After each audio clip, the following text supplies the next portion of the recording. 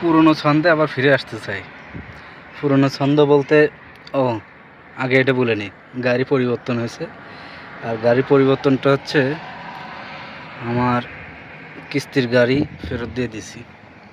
কারণ হচ্ছে শরিকা এখন দাবি করতেছে কিস্তির গাড়ি রাখা যাবে না। কিস্তির গাড়ি বলতে পার্সোনাল কোনো গাড়ি ব্যবহার করা যাবে না। গাড়ি এখন থেকে কোম্পানির গাড়ি ব্যবহার করতে হবে, আর পার্সোনাল গাড়ি থাকলে সেটা কোম্পানির নামে দিয়ে দিতে হবে। তাই ভাবলাম যে কোম্পানির নামে দিয়ে দিয়ে আমার লাভ কি, আমার বেতন তো সে একই থাকবে। এই জন্য গাড়ি ফেরত দিয়ে দিছি জায়গা মতো। যে কিস্তি কোম্পানির থেকে গাড়ি নিয়েছিলাম, মানে এই দেশের যে ফিনান্স কোম্পানি আছে, সেই ফিনান্স কোম্পানির গাড়ি ফেরত দিয়ে দিছি। আর মোটামুটি এখন খারাপ না, এখন কোম্পানির গাড়ি চালাইতেছি। কোম্পানির গাড়িতে একটু বেতন কম, তারপর আলহামদুলিল্লাহ এটাই যথেষ্ট। তো এই হচ্ছে গাড়ির কাহিনী। আর পুরনো ছন্দে ফেরত আসবে বলতে, অনেক দিন যাবৎ ইউটিউবে কোনো ভিডিও দিতে পারতেছি না, তাই ভাবলাম যে নতুন করে আবার শুরু করা যাক।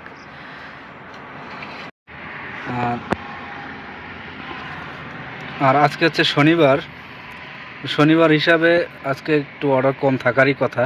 তারপরে মোটামুটি অর্ডার ভালোই আছে, 4টা অলরেডি কমপ্লিট করছি 3 ঘন্টা। আর এখন একটা আছে হাতে, এটা দিয়ে 5 নাম্বার।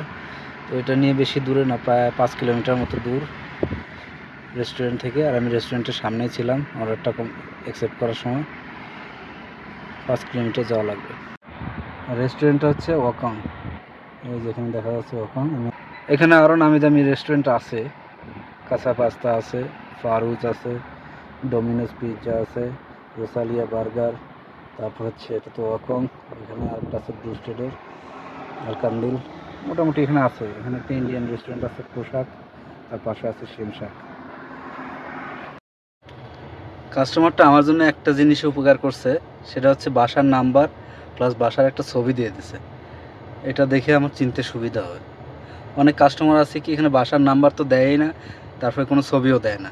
এক্ষেত্রে হয় কি, যায় ওই বাসা খুঁজে পাওয়া যায় না, ও বলে দোতলায় 3তলায়, কিন্তু বাসার নাম্বার ওরা নিজেদের বাসার নাম্বারও বলতে পারে না, এমনও কিছু কাস্টমার আছে। যাই হোক, এখন অর্ডারটা নিয়ে যাব 5 কিলোমিটার, 11 মিনিট সময় লাগবে।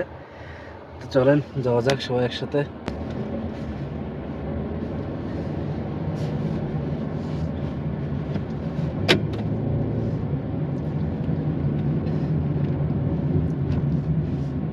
এখন একটু রাস্তাটা ফাঁকা আছে, দুপুরবেলা তো গাড়ি ঘোড়া কম আছে রাস্তায়, দ্রুতই যাওয়া যাবে আশা করা যাক। 11 মিনিট সময় লাগবে তারপরেও, যেহেতু এই রোডের স্পিড লিমিট আছে 80 কিলোমিটার। তো আমার সেই অনুযায়ী গাড়ি চালাতে হবে। সৌদি আরবের সবচেয়ে বড় সমস্যা হচ্ছে সিগন্যাল আর জ্যাম। সিগন্যালে সময় পার হয় অনেক। আর জ্যামের কথা যদি বলি, এই মেন সিটি যেটা আছে, সিটির ভিতরে গেলে প্রচুর পরিমাণে জ্যাম থাকে এই সময়টা। বিশেষ করে এখন বাজে হচ্ছে 3:53, মানে প্রায় 4টা বাজে। এই টাইমটা প্রচুর পরিমাণে জ্যাম থাকে, কারণ অফিস ছুটি হয়। আর সৌদি আরবে তো আসলে কোনো অটো রিক্সা এগুলো তো নাই, শুধু ট্যাক্সি, পাবলিক ট্রান্সপোর্টের হিসাবে আছে ট্যাক্সি। আর নিজেরা মানে বেশিরভাগই নিজেদের গাড়িতে চলাফেরা করে, কারণ প্রত্যেকটা সৌদির বাড়িতেই কমপক্ষে 3 থেকে 4টা করে গাড়ি থাকে, ওদের পার্সোনাল এক একজনের জন্য এক একটা। এই কারণে রাস্তার জ্যামটা একটু বেশিই থাকে।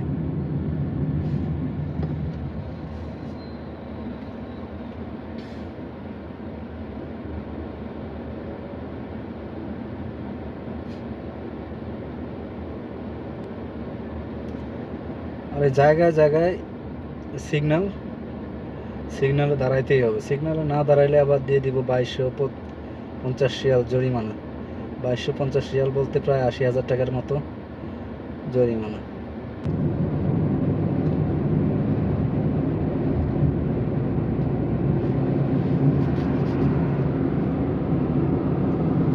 এই রোডের স্পিড লিমিট হচ্ছে 80 কিলোমিটার। তো 80 কিলোমিটারের উপরে যদি আমি যাই, 5 কিলোমিটার বাড়তি যদি যাই সমস্যা নেই, কিন্তু এর বেশি যদি আমার স্পিড হয়ে যায়, তাহলে সেক্ষেত্রে স্পিড ক্যামেরা আছে সামনে, ক্যামেরা মারতে পারে। স্পিড ক্যামেরা মারলে 113 রিয়াল। এটা হচ্ছে 1 মাসের জন্য। 1 মাসের ভিতরে যদি আমি পেমেন্ট করে দিই, তাহলে 113 রিয়াল দিলেই চলে। আর যদি 1 মাসের মধ্যে আমি পেমেন্ট করতে না পারি কিংবা না করি, তাহলে সেক্ষেত্রে জরিমানাটা দাঁড়ায় 150 রিয়াল।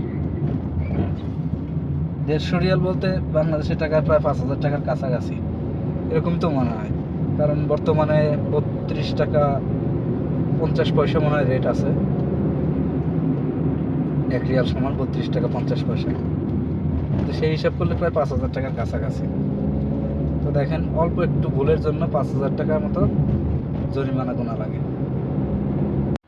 তো অর্ডারটা দিয়ে দিছি, এখন আমার একটা ভেরিফিকেশন আসছে, আইডেন্টিটি ভেরিফিকেশন আসছে। তো বর্তমানে কোম্পানিগুলা এতটাই চালাক হয়ে গেছে যে একজনের আইডি দিয়ে আরেকজন যে কাজ করবে সেই সুযোগ নাই।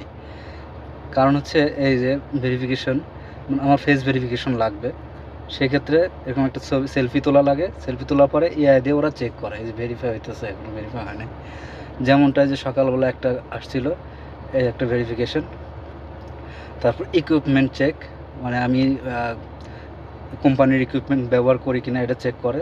তারপরে হচ্ছে ভেহিকেল চেক, ভেহিকেল চেক করে, মানে গাড়ি, আমি যে গাড়ি আমার আইডিতে দেওয়া আছে সেই গাড়িটা ব্যবহার করি কিনা। তো বর্তমানে আসলে পরিস্থিতি এমনটা হয়েছে, একজনের গাড়ি দিয়ে কিংবা একজনের আইডি দিয়ে আরেকজন কাজ করা প্রায় অসম্ভব। তো আরেকটা অর্ডার আসছে, এই অর্ডারটা আসছে কাঁচা পাস্তা থেকে। কাঁচা পাস্তা রেস্টুরেন্ট হচ্ছে এটা।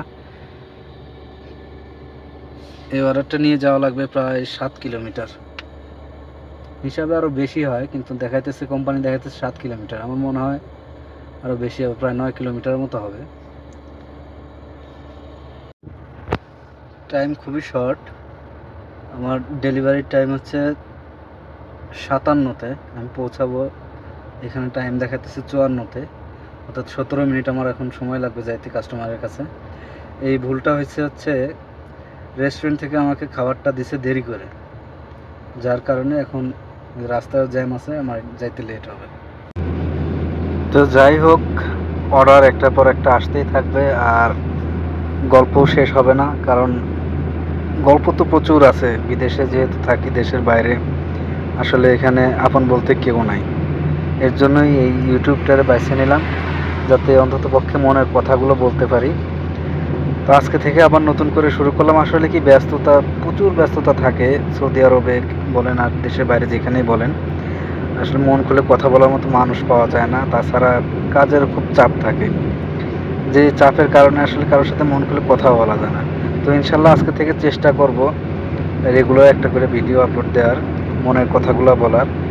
যদি আপনারা সঙ্গে থাকেন ভালো লাগবে, ইনশাল্লাহ আমারও ভালো লাগবে। আর আস্তে আস্তে যেহেতু আমি ভিডিও আপলোড করা শুরু করব রেগুলার, হয়তো আমারও কিছুটা উন্নতি হবে, আপনাদেরকে নতুন কিছু দেখাতে পারবো। তো সবাই পাশে থাকবেন, পাশে থাকার জন্য লাইক করবেন, সাবস্ক্রাইব করবেন আর শেয়ার করবেন। ধন্যবাদ।